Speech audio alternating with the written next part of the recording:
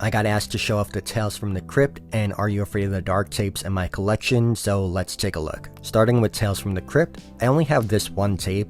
I think I'd like to have at least one other in my collection, but I'm not in a rush to go out and get one. I try to limit myself in what I add to the collection so I have space for a little bit of everything and not hyper focused on one thing. Contrary to everything I just said, I do have a few Tales from the Cryptkeeper, which was the animated spin-off show of Tales from the Crypt aimed towards children.